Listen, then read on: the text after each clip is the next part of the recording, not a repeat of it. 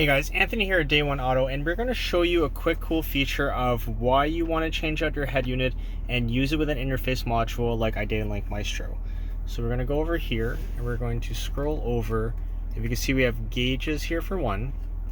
I like this for a lot of turbo diesel owners because when you're towing up a hill, we can put important information here that you might not have had if not available on your gauge cluster, or you don't have a tuner, because this interfaces with the OBD2 connection. Also, it does surrender, so if you ever plug into or ever plug in a scan tool, it will surrender to that.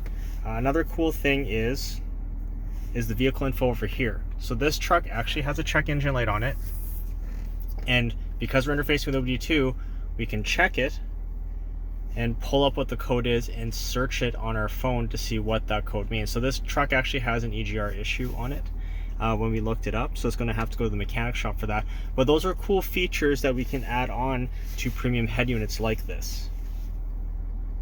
In the car with my day ones, they're my dogs, yeah, they're my best friends, they're my brothers, yeah, my